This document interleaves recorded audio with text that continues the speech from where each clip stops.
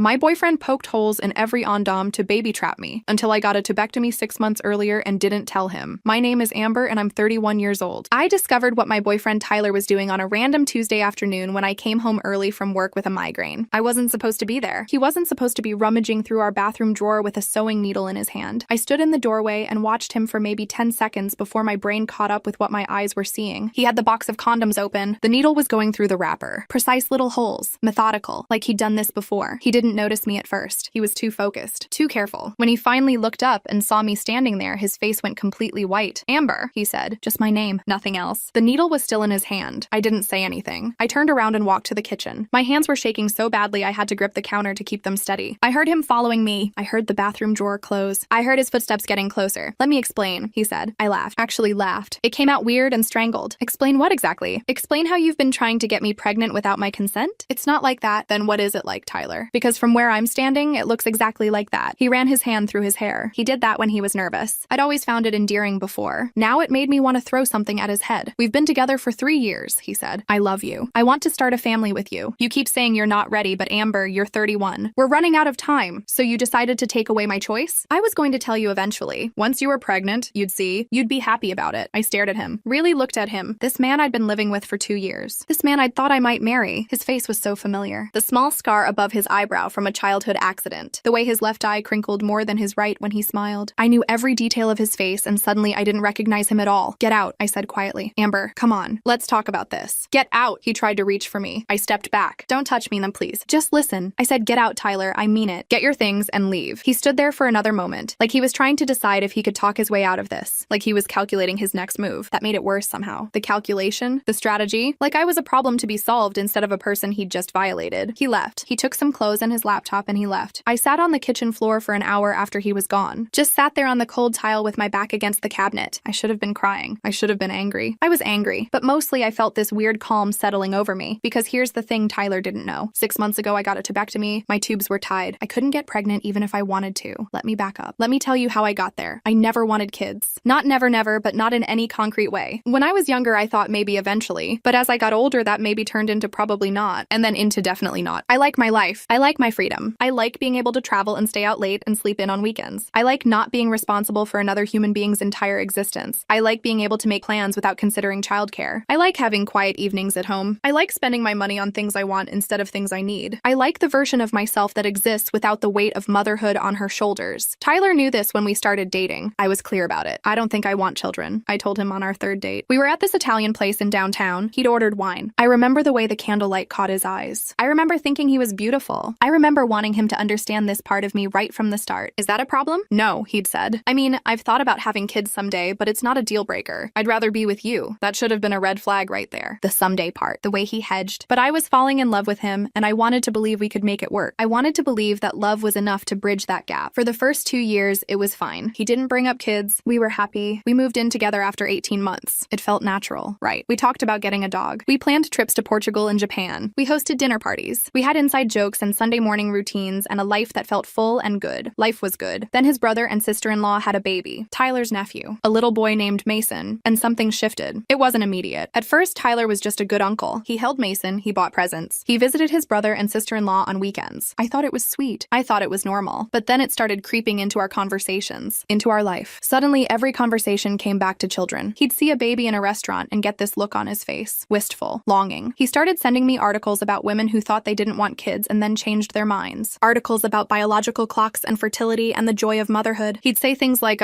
don't you think it would be nice to have a mini version of us running around? No, I'd say, I really don't. You say that now, but Tyler, I'm serious. I don't want children. That hasn't changed. He'd drop it for a few days, then it would start again. The hints, the suggestions, the subtle pressure, comments about how good I'd be as a mom, how I was a natural with kids even though I'd never claimed to be, how we'd regret it if we didn't at least try. We started fighting about it. Real fights, not just disagreements, but actual arguments that left us sleeping on opposite sides of the bed. He accused me of being selfish, of not considering his feelings, of stringing him along. I never strung you along, I'd say. I told you from the beginning I didn't want kids. People change their minds. I thought you'd change yours. Well, I haven't, and I'm not going to. Those fights always ended the same way, with him sulking, with me feeling guilty for not being what he wanted me to be, with both of us pretending everything was fine until the next time it came up. 6 months ago, after another one of these conversations that went nowhere, I made an appointment with my doctor. I'd been thinking about it for a while, about making the decision permanent, about taking control control of my own body and my own future. The appointment was on a Wednesday morning. I took a half day from work. My doctor was a woman in her 50s named Dr. Patterson. She'd been my gynecologist for years. She knew me. She knew my history. She didn't try to talk me out of it. Are you sure? She asked. This is a permanent decision. I'm sure, I said. I've never been more sure of anything. What about your partner? Have you discussed this with him? I hesitated. He wants kids. I don't. We've talked about it a lot, but this is my decision. My body, Dr. Patterson nodded. She didn't judge. She didn't lecture. She just explained the procedure, the risks, the recovery time, the permanence of it. I signed the consent forms. I scheduled the surgery for 2 weeks later. I didn't tell Tyler. I told myself it was because I wanted to be sure first, because I wanted to make the decision without his input or his feelings weighing on me. But maybe part of me already knew. Maybe some subconscious part of my brain was picking up on something I couldn't see yet. Maybe I already knew that telling him would be dangerous, that he'd try to stop me, that he'd make it about him instead of about me. The procedure was quick, outpatient. I told Tyler I was having a minor gynecological thing done, and he didn't ask questions. Men never want details about gynecological things. It's like saying the word cervix creates an automatic barrier in the conversation. I took 2 days off work, told them I had a procedure. My boss didn't pry. I spent those 2 days on the couch watching terrible reality TV and eating takeout. Tyler brought me soup. He was sweet, attentive. He had no idea what I'd actually done. I was sore for about a week, and then it was done. My choice was made. My body was mine again, except it had always been mine. The surgery just made it impossible for anyone else to have a say in my reproductive future. It was like locking a door I didn't realize had been standing open. I still didn't tell him. I kept meaning to. I'd think, okay, I'll tell him this weekend. I'll sit him down and explain. But every time I was about to, something would stop me. Fear, maybe. Or the knowledge that once I told him, our relationship would probably be over. And I wasn't ready for it to be over. I loved him. Or I loved who I thought he was. The version of Tyler who made me coffee in the morning, who left me notes on the bathroom mirror, who knew exactly how I liked my eggs and which true crime podcast I was into, who held my hand during movies, who kissed my forehead when he thought I was sleeping. That Tyler I loved. The real Tyler, the one who was apparently willing to violate my body to get what he wanted, I didn't know him yet, so I kept my secret. And apparently he was keeping his own. After he left that Tuesday, I went through the apartment like I was looking for evidence of a crime. Maybe I was. I found 3 more boxes of condoms in different places. His gym bag, the drawer in his nightstand, the medicine cabinet in the guest bathroom we barely used. All of them had been tampered with. Little holes. Barely visible. But there I held each box under the light, examined each wrapper. Some of them had multiple holes, like he'd been thorough, like he wanted to make absolutely sure. I found a notebook in his desk drawer. He'd been tracking my cycle, writing down dates, calculating my ovulation window. There were notes in the margins. Try harder during this week. More spontaneous. Get her relaxed first. Wine with dinner. I felt sick reading it. Actually nauseous. This wasn't love. This was manipulation. This was control. This was him deciding that what he wanted was more important than my bodily autonomy, more important than my explicit wishes, more important than me. There were other notes too. Plans. He'd written about how he'd support me through the pregnancy, how he'd be there for every appointment, how excited he was to be a father, like it was already decided, like I was already pregnant, like my body was just a vessel for his dreams. I took pictures of everything, the condoms, the notebook, every page, every detail. I didn't know what I'd do with the pictures, but I wanted proof. I wanted evidence that I wasn't crazy, that this really happened, that I hadn't imagined or exaggerated it. Tyler texted me that night. Can we talk, please? I didn't respond. He texted again the next morning. I know I messed up. Let me explain. Let me make this right. And the morning after that, Amber, I love you. Please don't throw away what we have over this. By day 3, he was calling, leaving voicemails. His voice was desperate, pleading. Amber, I'm sorry. I know I messed up. I was wrong, but I love you. We can work through this. Please just talk to me. I listened to each voicemail once and then deleted it. I didn't call back. I didn't text back. I didn't give him anything to work with. I blocked his number on day 4. My best friend Rachel came over that weekend. I texted her Friday night. Can you come over tomorrow? I need to tell you something. She showed up at 9 in the morning with coffee and bagels. She took one look at my face and said, what happened? I told her everything. Every detail. The needle. The boxes. The notebook. The tracking. The calculations. She sat on my couch with her mouth literally hanging open. Her coffee got cold while I talked. She didn't touch her bagel. Holy shit, she said when I finished. Amber, that's assault. That's reproductive coercion. You could press charges. I know. Are you going to? I didn't answer right away. I'd been thinking about it. Going to the police? Making it official. But something held me back. Maybe it was because I knew how these things went. He said, she said, proof that would be hard to establish. A system that didn't always believe women. I had the pictures, but would that be enough? Would they take it seriously? Would they care that he'd poked holes in condoms? Would they see it as the violation it was? Or would they dismiss it as a domestic dispute? I don't know yet, I said finally. Rachel squeezed my hand. Whatever you decide, I'm here. You know that, right? I nodded. I did know. Rachel had been my friend since college. We'd met freshman year in a sociology class. She'd been the girl who always raised her hand. I'd been the girl in the back taking notes. We'd been paired for a project and somehow became inseparable. She'd been there through my worst breakup before Tyler. A guy named Connor who'd cheated on me with my coworker. She'd helped me move 3 times. She was the person I called at 2 in the morning when I couldn't sleep. She was family. There's something else, I said. Something I didn't tell you before. I told her about the tubectomy, about the secret I'd been keeping, about the appointment with Dr. Patterson and the procedure and the recovery, about how I'd hidden it from Tyler, about how I'd been carrying this secret for 6 months. When I finished, Rachel started laughing, actually laughing, tears rolling down her face. She laughed so hard she had to put her coffee down. "Oh my God," she said. "Oh my God, Amber. He's been poking holes in condoms for months and the whole time you've been shooting blanks. That's the most beautiful poetic justice I've ever heard." I started laughing too. It felt good to laugh. It felt like releasing something that had been building up inside me. We laughed until our stomachs hurt, until we were both crying, until the absurdity and the horror and the relief all mixed together into something that felt almost like joy. "Does he know?" Rachel asked when we finally caught our breath. "Have you told him?" "No. Are you going to?" I thought about it. About Tyler checking his phone every day, calculating dates, waiting to see if his plan worked, waiting for me to tell him I was pregnant, getting more and more confused when nothing happened, getting more and more frustrated, wondering what he was doing wrong. "Not yet," I said. "Let him wonder?" "You're evil," Rachel said. "I love it." We spent the rest of the day together, ordered pizza, watched movies, didn't talk about Tyler. It was exactly what I needed. Normal, easy, uncomplicated. 2 weeks went by. Tyler sent emails, long ones, pages and pages of text, apologizing, explaining, justifying. I read them all, but I didn't respond. In the first email, he apologized, said he knew what he did was wrong, said he got caught up in the idea of having a family, said he loved me and wanted to work through it. In the second email, he explained, talked about his childhood, his parents, how important family was, how he'd always pictured himself as a father, how seeing his brother with Mason had awakened something in him. In the third email, he justified, said he knew I'd be a great mother, said he knew I'd change my mind once I was pregnant, said he was just trying to give us the future we deserve. Each email made me angrier than the last. The way he centered himself in all of it, the way he talked about my body like it was a means to his end, the way he never once seemed to understand that he'd violated me. He sent flowers to my office, a huge bouquet of roses. My coworkers oohed and awed over them. "Who's the lucky guy?" they asked. I gave them to the receptionist. "Enjoy them," I said. "I don't want them." She looked confused but took them. I went back to my desk and tried to focus on work. Tried not to think about Tyler. Tried not to think about the fact that he was still trying to manipulate me even now. He showed up at my apartment one night. I was home. I'd just gotten back from the gym. I was sweaty and tired and not in the mood for company. I heard the knock and looked through the peephole. Tyler, standing in the hallway, holding a bag from my favorite Thai place. I watched him through the peephole for 20 minutes. He knocked softly every few minutes. Called my name. "Amber, I know you're in there. Your car is in the garage. Please just talk to me. I brought food. Your favorite. The pad thai you like." I didn't answer. I stood there in my own apartment, looking at him through a tiny hole in my door, feeling like a prisoner in my own home. Eventually he left. I heard him sigh. Heard him set the bag down in front of my door. Heard his footsteps walking away. I waited 10 minutes to make sure he was really gone. Then I opened the door. The bag was still there. I brought it inside, threw it away without opening it. I couldn't eat food he'd brought. It would feel like accepting something from him, like opening a door I'd worked hard to close. My sister Jennifer called me during this time. She's 4 years younger than me and already has 2 kids. A daughter, Emma, who's 5, a son, Luke, who's 3. She's always been the responsible one, the one who did everything in the right order. College, career, marriage, house, babies. The one who made mom proud. Meanwhile, I've always been the messy one, the one who can't commit, the one who changes jobs, the one who disappoints mom by not settling down, not having kids, not following the script. "I heard what happened," Jennifer said. "Tyler called me." "Of course he did." "What did he tell you?" "He said you guys had a fight, that you're not talking to him." He sounded really upset. He wanted to know if I could help. If I could talk to you. Help with what? Convincing me to take him back? He didn't say that exactly. He just said he messed up and he wants to fix it. Amber, he sounded really upset. Whatever happened, maybe you should give him a chance to explain. Relationships are about communication, you know. I felt something hot and angry surge up in my chest. He tried to baby trap me, Jen. He was poking holes in our condoms. He was trying to get me pregnant without my consent. Silence on the other end. Long, heavy silence. Then, "Are you sure?" That doesn't sound like Tyler. He's always been so sweet, so considerate. I saw him doing it. I found his notebook where he was tracking my cycle, where he was planning when to try harder. I have pictures of everything. More silence. I could hear her breathing. Could hear her processing. "That's really messed up," Jennifer said finally. "I'm sorry. I didn't know it was that serious. That's really wrong." "Yeah, well, now you do." "But Amber, I mean, he loves you. He wants to marry you. Maybe he just got desperate because you kept saying no to kids. You're not getting any younger, you know. Your eggs don't last forever. Maybe he thought he was running out of time. Maybe he just wanted to—" I hung up on her. I actually ended the call mid-sentence. My own sister, making excuses for him, blaming me for his choices, suggesting that my biological clock somehow justified what he did. My phone rang again immediately. Jennifer calling back. I declined the call. She texted, "Amber, I'm sorry. Let me finish. I didn't mean it like that." I didn't respond. I was done. Done with people making excuses for Tyler. Done with people suggesting that wanting children somehow gave him the right to violate me. I didn't talk to Jennifer for 3 weeks after that. She sent apologetic texts, but I ignored them. I wasn't ready to forgive her yet. Maybe I wouldn't be ready for a long time. Maybe never. Work became my escape. I threw myself into my job. I'm a project manager at a tech startup called Nexus. We build software for small businesses. Inventory management systems. Point of sale systems. Boring stuff that makes the world run, but nobody thinks about. We were in the middle of launching a new product. A mobile app that integrated with existing systems. It was a big deal deal for us. A major expansion, and it meant long hours and tight deadlines and constant problem solving. I stayed late every night. I volunteered for weekend work. I took on extra projects. My boss, a guy named Kevin who was maybe 45 and had been with the company since the beginning, probably thought I was gunning for a promotion. Really, I just didn't want to be alone with my thoughts. Work was safe. Work was predictable. Work was something I could control. One night, about a month after everything happened, I was working late at the office. Everyone else had gone home. It was just me and the humming of computers and the cleaning crew moving through the floors below. The office was on the 10th floor of a downtown building, big windows overlooking the city. Usually I loved the view. Tonight it just made me feel small. My phone rang. Unknown number? I almost didn't answer. Unknown numbers were usually spam. Robocalls about my car's extended warranty. But something made me pick up. Amber? A woman's voice. Not one I recognized. Yes? My name is Olivia. You don't know me, but I need to talk to you about Tyler. My stomach dropped. My hand tightened on the phone. Who is this? I'm Tyler's ex-girlfriend. We dated for 4 years before you. I heard about what happened through a mutual friend. I needed to call you. I needed to warn you. I sat up straighter in my chair. The office suddenly felt very cold. Warn me about what? He did the same thing to me, Olivia said. Her voice was shaking. I could hear traffic in the background, like she was calling from outside, from somewhere public. The condoms, the baby trapping, all of it. The office tilted. Or maybe I did. What? 3 years ago. We'd been together for 4 years, and I kept telling him I wasn't ready for kids yet. I was only 25. I wanted to finish grad school. I was getting my master's in social work. I had plans, and then I started feeling off, nauseous, tired. My period was late. I took a test, and it was positive. Oh my God. I didn't understand how it happened. We were careful. We always used protection. I was on the pill too. Double protection, because I really didn't want kids yet. But then I found the box of condoms in his drawer, and they all had holes. Tiny little holes, just like what you described. My hands were shaking. I put the phone on speaker and set it on my desk so I wouldn't drop it. What did you do? I confronted him. I showed him the condoms. He admitted it. He said he was sorry, but that everything happens for a reason. That we were meant to be parents. That I'd be happy once the baby came. He was so calm about it. Like it was no big deal. Like he hadn't just destroyed my trust. Like he hadn't just violated me in the worst way possible. She paused. I could hear her breathing, heavy, like she was trying not to cry. I wasn't happy, Amber. I was terrified. I was furious. I was 25 years old and in the middle of grad school and suddenly pregnant because my boyfriend decided he knew better than me what I wanted. I terminated the pregnancy and then I left him. I couldn't speak. My throat felt tight. My chest felt tight. Everything felt tight. I should have reported him, Olivia continued. I should have done something, but I was ashamed. I felt like it was somehow my fault. Like I should have noticed. Like I should have been more careful. So I just left and tried to forget about it. I changed schools. I moved to a different city. I started over. Where are you now? I managed to ask. I'm back here. I moved back 6 months ago for work. And then I heard through mutual friends about what he did to you, and I realized he's still doing it. He's still out there trying to trap women into having his babies. And I couldn't stay silent anymore. I had to call you. I had to tell you you're not alone. How did you get my number? I have a friend who works with your friend Rachel. She gave it to me. I hope that's okay. I needed you to know you're not alone. I needed you to know this is a pattern with him. We talked for another hour. Olivia told me everything. How Tyler had been perfect at first. Attentive, loving. How he remembered little things about her. Her coffee order, her favorite movies. How he'd leave her notes and bring her flowers and make her feel like the most important person in the world. How the pressure about kids had started slowly. Little comments, little hints. How it had ramped up after his brother had a baby. How he'd become obsessed with the idea of being a father. How he'd started talking about their future kids like they were already real. Like they were already planned. Like her input didn't matter. How he'd justified what he did by saying he loved her. By saying it was meant to be. By saying she'd thank him later. It was like hearing my own story told by someone else. Every detail. Every manipulation. Every violation. It was all the same. Have there been others? I asked. Between you and me? I don't know for sure, Olivia said, but I suspect yes. There was a girl named Brittany. She dated him for about 6 months after me. I heard through friends that she left him suddenly, that he'd been pressuring her about kids. I reached out to her after I heard about you. She confirmed that he'd been crossing boundaries, pushing, but she got out before it went as far as it did with us. Jesus. Yeah, I think there might be others too, but I don't know for sure. Tyler's good at keeping his relationships separate. He doesn't introduce girlfriends to his friends until he's serious. He keeps things compartmentalized. We exchanged numbers before we hung up, promised to stay in touch, promised to support each other. 2 women connected by the same man's betrayal. There's something else, Olivia said before we hung up. After I left him, I found out he'd been lying about other things too. Money things. He had debt he never told me about. Credit cards maxed out. He borrowed money from my parents and never paid it back. He said it was for a business investment, that he'd pay them back with interest. He never did. My stomach dropped again. How much? $5,000. My parents never pushed him for it. They just wrote it off. But after I found out about the condoms, I realized the money thing was part of the same pattern. The lying, the manipulation, the taking what he wanted without caring about the consequences. I don't know if he's done that to you, Olivia continued, but just be careful. Check your accounts. Check your credit. Make sure he hasn't taken anything else from you. After I hung up, I sat in the dark office for a long time. The cleaning crew had moved to a different floor. The building was silent. Just me and the city lights and the weight of everything I'd just learned. Then I opened my laptop and checked our shared accounts. The savings account we'd opened together for our future. The one we were both supposed to contribute to equally. $500 a month each. We'd been doing it for 18 months. There should have been close to $18,000 in it. There was $412. I checked the transaction history. Withdrawals, lots of them. All made by Tyler over the past 6 months. Small amounts that wouldn't trigger alerts. $50 here, $100 there, $200 occasionally, all adding up to thousands of dollars gone. I felt like I'd been punched in the chest, like all the air had left my lungs. It wasn't even about the money. It was about the lying, the sneaking, the way he'd looked me in the eye for months while stealing from me, while plotting to trap me, while betraying me in every possible way. I checked my personal accounts next, my checking, my savings, my credit cards. Everything seemed fine, but I pulled my credit report just to be sure. There it was, a credit card in my name that I hadn't opened, $8,000 charged to it. I called the credit card company immediately, explained the situation. They put me through to their fraud department. A woman named Patricia who sounded tired but sympathetic. "This is identity theft," she said. "You'll need to file a police report. We'll start an investigation. The charges will likely be reversed, but it takes time." How did this happen? How did he open a card in my name? If he had access to your personal information, your social security number, your date of birth, it's not hard. Especially if you live together. He probably had access to your documents. I thought about all the times Tyler had offered to handle our paperwork, to file things away, to organize our important documents. I'd thought he was being helpful, thoughtful. Really, he'd been stealing my information. I called Rachel. It was almost midnight, but she answered on the second ring. "I need to see you," I said. "Now, what happened? Just come, please." She came to my office, showed up 20 minutes later in sweatpants and a hoodie, hair in a messy bun, no makeup. She'd clearly been asleep when I called, but she came anyway. We sat in the conference room with the lights of the city spread out below us, and I told her everything. About Olivia, about the money, about the credit card, about the realization that the man I'd loved didn't exist. He'd been a mask, a performance, and underneath was someone I didn't know at all. "We're going to the police," Rachel said. "Tomorrow. First thing. This is fraud. This is theft. This is identity theft. This is, God, I don't even know what else to call it. I know. And you're going to tell him about the tubectomy. You're going to let him know that all his sick little plans were for nothing." I thought about it. About the satisfaction I'd feel watching his face when he realized. About taking that power back from him. About the poetic justice of it all. "Yeah," I said. "I am." Rachel stayed with me that night. We went back to my apartment. She slept on my couch. I was grateful not to be alone. Grateful to have someone there. Someone who believed me. Someone who didn't make excuses for Tyler. I filed a police report the next day. Took a long lunch from work. Went to the station with all my evidence. The pictures of the condoms. The notebook. The bank statements. The credit card statements. The fraud report from the credit card company. The officer who took my statement was a woman in her 40s. Detective Lisa Morrison. She had short gray hair and tired eyes. She listened to everything without interrupting. Took notes. Asked clarifying questions. When I finished, she looked at me with something like recognition in her eyes. "This happens more than you'd think," she said. "Reproductive coercion. Financial abuse. Most women don't report it. They're ashamed. They're scared. They think no one will believe them. Thank you for coming forward. What happens now? We'll investigate. We'll contact him. We'll see if we can build a case. I can't promise anything, but we'll do our best. The financial stuff is easier to prove. The reproductive coercion is harder. But with the pictures you have, the notebook, we've got a good start. How long will it take? Depends. Could be weeks. Could be months. These things take time, but I'll keep you updated. And Amber?" She looked at me seriously. "You did the right thing coming here. This isn't your fault. None of it. You understand that, right?" I nodded. I didn't entirely believe her. Part of me still felt like I should have seen it. Should have known. Should have been more careful. But I appreciated her saying it. I left the station feeling lighter somehow. Like I'd set something down that I'd been carrying. Like I'd taken a step toward something. Justice, maybe. Or closure. Or just the acknowledgement that what happened to me mattered. I called Tyler from the parking lot. He answered on the first ring. "Amber? Oh my God, Amber, I'm so glad you called. I've been trying to reach you for— I'm not pregnant," I cut him off. "I know you've been waiting to hear. I know you've been checking your phone every day, wondering when I was going to tell you the good news. But I'm not pregnant, Tyler, and I'm never going to be." "What are you talking about? I had a tubectomy 6 months ago, before you started poking holes in condoms. Before you started trying to baby trap me. My tubes are tied. I couldn't get pregnant even if I wanted to." Silence. Complete silence. I could hear him breathing. I imagined him sitting wherever he was, his face going pale, his mind racing, trying to process what I'd just said. "You're lying," he said finally. His voice was different, harder, angrier. "I'm not. I have the medical records. Every time you poked a hole in a condom, you were doing it for nothing. Every time you tracked my cycle, you were wasting your time. I was never going to give you what you wanted because I already made sure I couldn't. Why didn't you tell me?" His voice cracked. "Why would you keep something like that from me?" The audacity, the absolute audacity of that question. I laughed. A short, bitter sound. "Why didn't I tell you?" I repeated. "Why didn't you tell me you were tampering with our birth control? Why didn't you tell me you were stealing from our savings account? Why didn't you tell me you opened a credit card in my name and charged $8,000 to it? Why didn't you tell me you did the exact same thing to your ex-girlfriend? What? Who told you about Olivia? That's different. It wasn't different, Tyler. It's exactly the same. You have a pattern. You find women, you love bomb them, you pressure them about kids, and when they don't give you what you want, you try to force them. You tried to take away my choice. You tried to trap me. You stole from me. You violated me in every way possible. But you can't trap someone who's already free. Amber, please, let me explain.